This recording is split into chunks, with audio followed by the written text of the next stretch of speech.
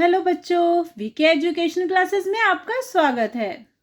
आज हम परिवेश हिंदी पाठमाला कक्षा 8 का एक नया चैप्टर लेके आए हैं जिसका नाम है अकबरी लोटा।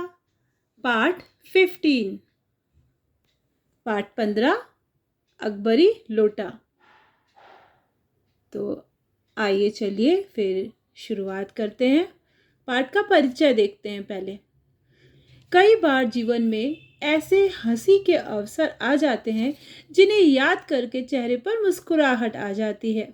ये कहानी सीधे साधे झाऊलाल और पंडित बिलवासी जी की है। बिलवासी जी अपने मित्र झाऊलाल की मदद करने के लिए एक अंग्रेज को एक बेढंगा सा लोटा ऐतिहासिक बताकर बेच देते हैं और मुसीबत में फंसे अपने मित्र की मदद करते हैं। कहानी हास्य व्यंग्य शैली में रचित है। तो आइए फिर कहानी की हम शुरुआत करते हैं। लाला झाऊलाल को खाने पीने की कमी नहीं थी। काशी के ठठेरी बाजार में मकान था। नीचे की दुकानों में से 100 रुपये मासिक के करीब किराया उतर जाता था। अच्छा खाते थे, अच्छा पहनते थे, पर 250 रुपये तो एक साथ आंख सेकने के लिए भी ना मिलते थे। इसलिए जब उनकी पत्नी एक दिन एकाएक 250 रुपये की मांग पेश की तब उनका जी एक बार जोर से सनसनाया और फिर बैठ गया। उनकी ये दशा देखकर पत्नी ने कहा, डरिए मत, आप देने में असमर्थ हो तो मैं अपने भाई से मांग लूं। लाला झाऊलाल तिलमिला उठे। उन्होंने रौब के साथ कहा, अजी हटो, 250 रुपये के लिए भाई से भीख मांगोगी? मुझसे ले लेना, लेकिन मुझे इसी जिंदगी में चाहिए। अजी इसी सप्ताह में ले लेना। सप्ताह से आपका तात्पर्य 7 दिन से है या 7 वर्ष से? लाला झाऊलाल ने रोब के साथ खड़े होते हुए कहा, आज से 7वें दिन मुझसे 250 रुपये ले लेना। लेकिन जब 4 दिन ज्यों त्यों में यूं ही बीत गए और रुपयों का कोई प्रबंध ना हो सका तब उन्हें चिंता होने लगी। प्रश्न उनकी प्रतिष्ठा का था, अपने ही घर में अपनी साख का था। देने को पक्का वादा करके अगर दे ना सके तो अपने मन में वह क्या सोचेगी? उसकी नज़रों में उनका क्या मूल्य रह जाएगा? अपनी वाहवाही की सैकड़ों गाथाएं सुना चुके थे। अब जो एक काम पड़ा तो चारों खाने चित रह जाएंगे। अपनी वाहवाही की सैकड़ों गाथाएं सुना चुके थे। ये पहली बार उसने मुंह खोलकर कुछ रुपयों का सवाल किया था। इस समय अगर दुम दबाकर निकल भागते हैं तो उसे मुंह क्या दिखाएंगे? खैर, एक दिन और बीता।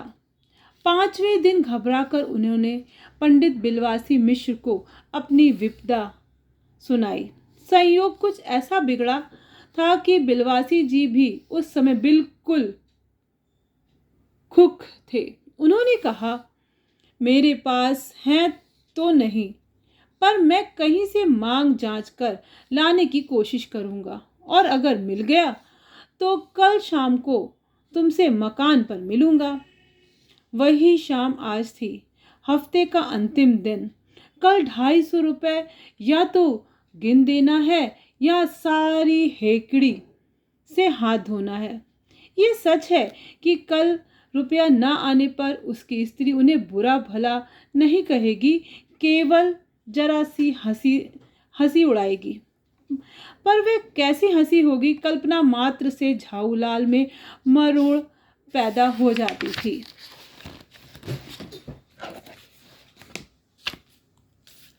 आज शाम को पंडित बिलवासी मिश्र को आना था। यदि ना आए तो या कहीं रुपए का प्रबंध ना कर सके। इसी उधेड़ बुन में पड़े लाला झाऊलाल छत पर टहल रहे थे। कुछ प्यास मालूम हुई। उन्होंने नौकर को आवाज़ दी। नौकर नहीं था, खुद उनकी पत्नी पानी लेकर आई। वह पानी तो जरूर लाई पर गिलास लाना भूल गई थी। केवल लोटे में पानी लिए वह प्रकट हुई। लाला ने लोटा ले लिया, बोले कुछ नहीं। अपनी पत्नी का अदब मानते थे, मानना ही चाहिए, इसी को सभ्यता कहते हैं। जो पति अपनी पत्नी का ना हुआ वह पति कैसा। फिर उन्होंने यह भी सोचा कि लोटे में पानी दे तब भी गनीमत है। अभी अगर चूं भी कर देता हूं तो बाल्टी में भोजन मिलेगा, तब क्या करना बाकी रह जाएगा। लाला अपना गुस्सा पीकर पानी पीने लगे। उस समय वे छत की मुंडेर के पास ही खड़े थे। जिन बुजुर्गों ने पानी पीने के संबंध में ये नियम बनाए थे कि खड़े खड़े पानी ना पियो, सोते समय पानी ना पियो, दौड़ने के बाद भी पानी ना पियो, उन्होंने पता नहीं कभी यह भी नियम बनाया था या नहीं कि छत की मुंडेर के पास खड़े होकर पानी ना पियो। जान पड़ता है इस महत्वपूर्ण विषय पर उन लोगों ने कुछ नहीं कहा है। लाला झाऊलाल मुश्किल से 2-1 घूंट भी पी पाए होंगे कि न जाने कैसे उनका हाथ हिल उठा और लोटा छूट गया। लोटे ने दाएं देखा ना बाएं, वह नीचे गली की ओर चल पड़ा। लाला को काटो तो बदन में खून नहीं, ऐसी चलती हुई गली में ऊंचे 3 मंजिले से भरे हुए लोटे का गिरना हंसी खेल नहीं। यह लोटा ना जाने किसके झोपड़े पर काशीवास का संदेश लेकर पहुंचेगा। कुछ हुआ भी ऐसा ही। गली में जोर का हल्ला उठा। लाला झाऊलाल जब तक दौड़कर नीचे उतरे तब तक एक भारी भीड़ उसके आंगन में घुस आई। लाला झाऊलाल ने देखा कि इस भीड़ में प्रधान पात्र एक अंग्रेज है जो नख-शिख तक भीगा हुआ है और जो अपने एक पैर को हाथ से सहलाता हुआ दूसरे पैर पर नाच रहा है। उसी के पास अपराधी लोटे को भी देखकर लाला झाऊलाल जी ने फौरन 2 और 2 जोड़कर स्थिति को समझ लिया। गिरने के पूर्व लोटा एक दुकान के छज्जे से टकराया। वहां टकराकर उस दुकान पर खड़े उस अंग्रेज को उसने संपूर्ण स्नान कराया और फिर उसी के बूट पर आ गिरा। उस अंग्रेज को जब मालूम हुआ कि लाला झाऊलाल ही उस लोटे के मालिक हैं, तब उसने केवल एक काम किया, अपने मुंह खोलकर खुला छोड़ दिया। लाला झाऊलाल को आज ही ये मालूम हुआ कि अंग्रेजी भाषा में गालियों का एक ऐसा प्रकांड कोश है। इसी समय पंडित बिलवासी मिश्र भीड़ को चीरते हुए आंगन में आते दिखाई पड़े। उन्होंने आते ही पहला काम यह किया कि उस अंग्रेज को छोड़कर और जितने आदमी आंगन में घुस आए थे सबको बाहर निकाल दिया। फिर आंगन में कुर्सी रखकर उन्होंने साहब से कहा, आपके पैर में शायद कुछ चोट आ गई है, अब आप आराम से कुर्सी पर बैठ जाइए। साहब बिलवासी जी को धन्यवाद देते हुए बैठ गए और लाला झाऊलाल की ओर इशारा करके बोले, आप इस शख्स को जानते हैं? बिल्कुल नहीं, और मैं ऐसे आदमी को जानना भी नहीं चाहता जो निरीह राह चलतों पर लोटे के वार करे। मेरी समझ में he is a dangerous criminal, यानी यह एक खतरनाक मुजरिम है। परमात्मा ने लाला झाऊलाल की आंखों को इस समय कहीं देखने के साथ खाने की भी शक्ति दे दी होती तो ये निश्चय ही है कि अब तक बिलवासी जी को वे अपनी आंखों से खा चुके होते। वे कुछ समझ नहीं पाते थे कि बिलवासी जी को इस समय क्या हो गया है। साहब ने बिलवासी जी से पूछा, तो क्या करना चाहिए? पुलिस में इस मामले की रिपोर्ट कर दीजिए जिससे यह आदमी फौरन हिरासत में ले लिया जाए। पुलिस स्टेशन है कहाँ?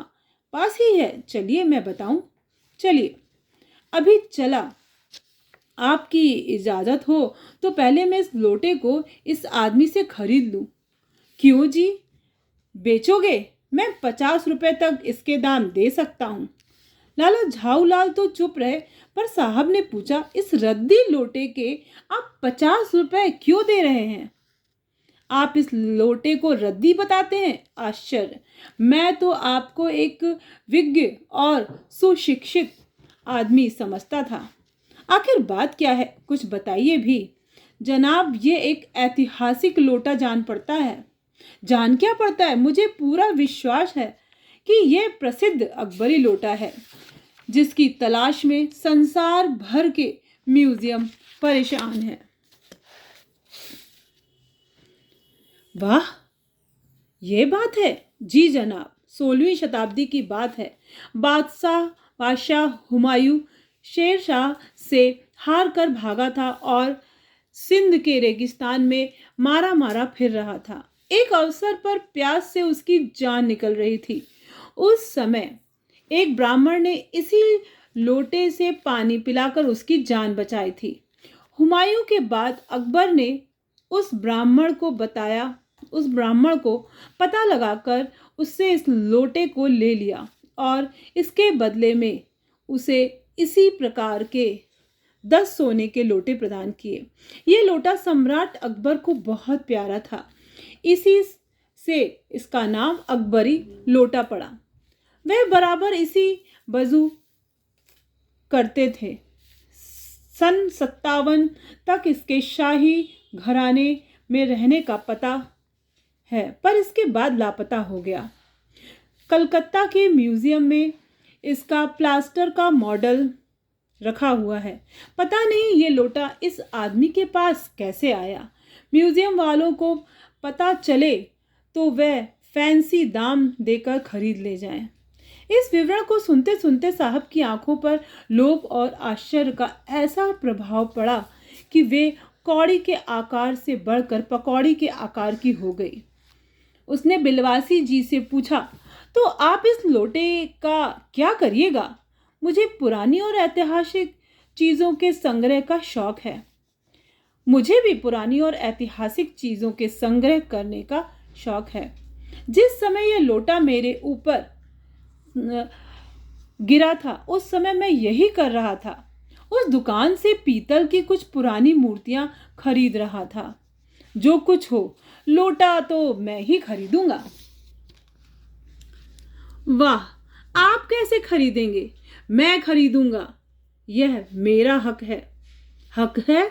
जरूर हक है। ये बताइए, उस लोटे के पानी से आपने स्नान किया या मैंने? आपने। वह आपके पैरों पर गिरा या मेरे? आपके। अंगूठा उसने आपका भुर्ता किया या मेरा? आपका। इसलिए उसे खरीदने का हक मेरा है। यह सब बकवास है। दाम लगाइए, जो अधिक दे वह ले जाए। यही सही है। आप इसका 50 रुपए लगा रहे थे। मैं 100 देता हूँ। मैं 150 देता हूँ। मैं 200 देता हूँ। अजी, मैं 250 देता हूँ। यह कहकर बिलवासी जी ने 250 के नोट लाला झाऊलाल के आगे फेंक दिए। साहब को भी ताव आ गया। उसने कहा, आप 250 देते हैं? मैं 500 देता हूँ। अब चलिए। बिलवासी जी अफसोस के साथ अपने रुपए उठाने लगे, मानो अपनी आशाओं की लाश उठा रहे हों। साहब की ओर देखकर उन्होंने कहा, लोटा आपका हुआ, ले जाइए। मेरे पास 250 से अधिक नहीं है। ये सुनना था कि साहब के चेहरे पर प्रसन्नता की कूंची फिर गई। उसने झपट कर लोटा लिया और बोला, अब मैं हंसता हुआ अपने देश लौटूंगा। मेजर डगलस की डींग सुनते सुनते मेरे कान पक गए थे। मेजर डगलस कौन है? मेजर डगलस मेरे पड़ोसी हैं। पुरानी चीज़ों के संग्रह करने में मेरी उनकी होड़ रहती है। गत वर्ष वे हिंदुस्तान आए थे और यहाँ से जहांगीरी अंडा ले गए थे। जहांगीरी अंडा? हाँ, जहांगीरी अंडा। मेजर डगलस ने समझ रखा था कि हिंदुस्तान से वे ही कुछ अच्छी चीज़ें ला सकते हैं, पर जहांगीरी अंडा है क्या? आप जानते होंगे कि एक कबूतर ने नूरजहां से जहांगीर का प्रेम कराया था। जहांगीर के पूछने पर कि मेरा एक कबूतर तुमने कैसे उड़ जाने दिया, नूरजहां ने उससे दूसरे कबूतर को उड़ाकर बताया। था कि ऐसे उसके इस भोलेपन पर जहांगीर दिलो जान से निछावर हो गया। उसी क्षण से उसने अपने को नूरजहां के हाथ कर दिया। कबूतर का यह एहसान वह नहीं भूला। उसके एक अंडे को बड़े जतन से रख छोड़ा। एक बिल्लौर की हांडी में वह उसके सामने टंगा रहता था। बाद में वही अंडा जहांगीरी अंडा के नाम से प्रसिद्ध हुआ। उसी को मेजर डगलस के पिछले साल दिल्ली में एक मुसलमान सज्जन से 300 रुपए में खरीदा। यह बात, हाँ, पर अब मेरे आगे दून की नहीं ले सकते। मेरे अकबरी लोटा उनके जहांगीरी अंडे से भी एक पुश्त पुराना है। इस रिश्ते से तो आपका लोटा उस अंडे का बाप हुआ। साहब ने लाला झाऊलाल को 500 रुपए देकर अपनी राह ली। लाला झाऊलाल का चेहरा उस समय देखते बनता था। जान पड़ता था कि मुंह पर 6 दिन की बड़ी हुई दाढ़ी का एक एक बाल मारे प्रसन्नता से लहरा रहा है। उन्होंने पूछा, बिलवासी जी, मेरे लिए 250 रुपए घर से लेकर आए, पर उसके पास तो थे नहीं। इस भेद को मेरे सिवाय मेरे ईश्वर ही जानता है। आप उसी से पूछ लीजिए, मैं नहीं बताऊंगा। पर आप चले कहाँ? अभी मुझे आपसे काम है 2 घंटे तक। 2 घंटे तक? हाँ। क्या अभी भी आपकी पीठ ठोक कर शाबाशी दूंगा?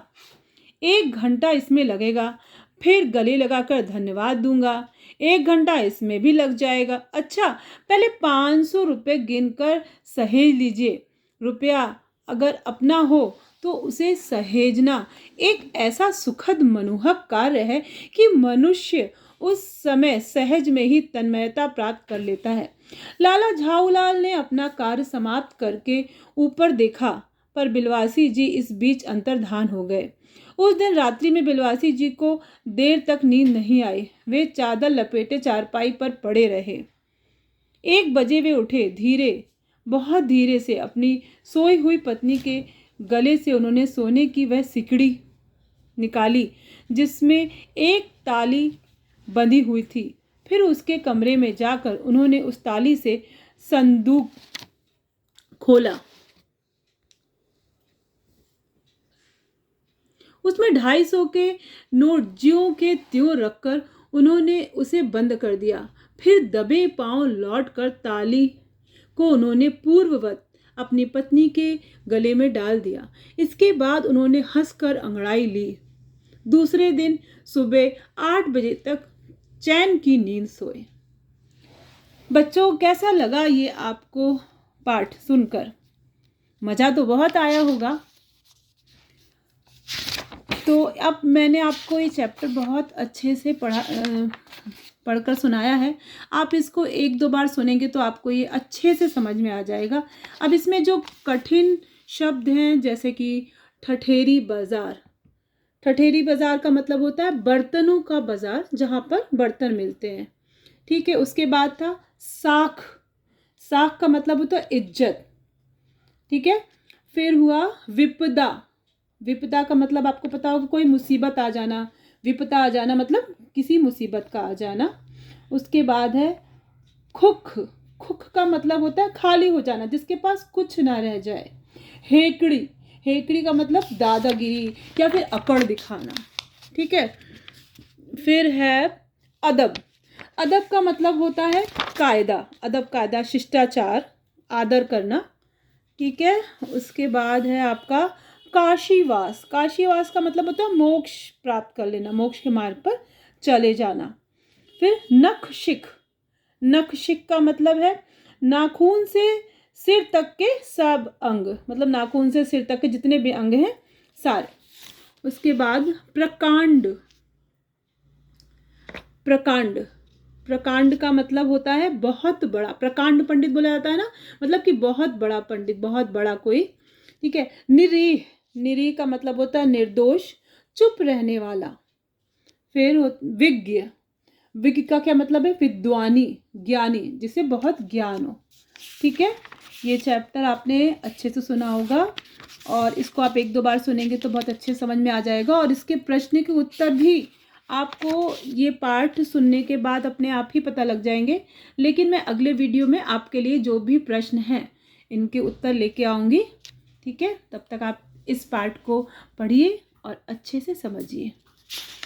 बाय बच्चों।